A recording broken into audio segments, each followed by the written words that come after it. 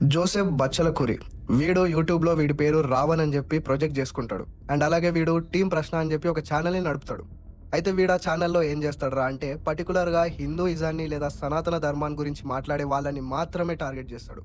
For example Pawan Kalyan.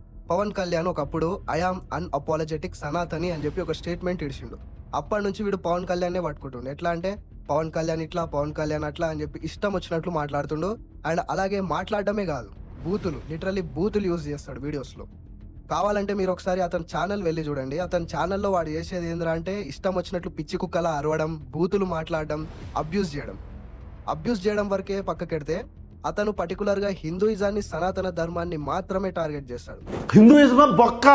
అరే నీ సనాతన ధర్మంలో కనిపెట్టిన వస్తువులు వాడరా.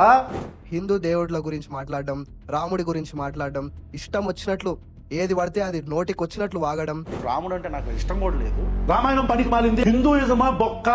నువ్వేనా బ్రహ్మ పుడితే పుట్టి ఎవరంటారు నా కొడక నువ్వు? అలా ఇష్టం వచ్చినట్లు వాగడం వల్లే మొన్న వాడిని జైల్లో వేశారు. వీడు నేను నాస్తికుడిని, నాకు ఏ మతంతో సంబంధం లేదని చెప్పి చెప్పుకుంటాడు. నేను నాస్తికుడిని, నేను ఏ దేవుడిని నమ్మను. నాకు జీసస్ క్రైస్ట్ లేడు, రాముడు లేడు, కృష్ణుడు లేడు, అల్లాను లేడు. అలా అన్నప్పుడు మరి మొన్న దళిత క్రిస్టియన్ల సభకి ఎందుకు పోయిండు వీడు?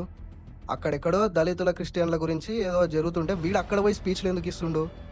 సో ఇప్పుడు అలా చేసేసరికి ఎవరో ఒకరు ప్రశ్నిస్తారు కదా, ఏంది ఇది అని చెప్పి. అట్లా ప్రశ్నించినప్పుడు వీడు ఉపయోగించే పదం ఏందో తెలుసా? Freedom of the speech. Freedom of the స్పీచ్కి అబ్యూజింగ్కి చాలా తేడా ఉంది. వీడు చేసేది అబ్యూజింగ్. సో ఇప్పుడు ఫ్రీడమ్ ఆఫ్ ది స్పీచ్ అంటే ఏంటంటే ఇంతసేపు నేను మాట్లాడినా కదా, అది freedom of the speech. Abusing అంటే ఏందో కూడా నేను మీకు చెప్తా.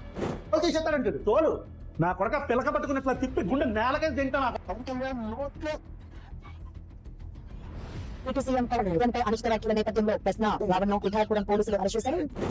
సో మీకు డిఫరెన్స్ అర్థమైంది అనుకుంటా.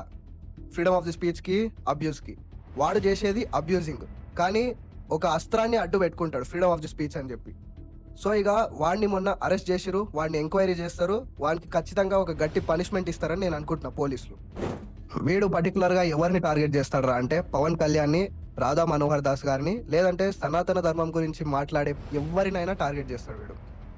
వీడికి హిందువులు అంటే చాలు ఏదో అయిపోతుంది, సనాతన ధర్మం అంటే చాలు ఎక్కడెక్కడో వీనికి మంట వస్తుంటుంది. సో ఇంత బ్లైండ్ హేట్రేట్ స్ప్రెడ్ చేసేసరికి ఇంకా వాడిని అరెస్టే చేయాలి, ఖచ్చితంగా అరెస్ట్ చేసిరు కూడా.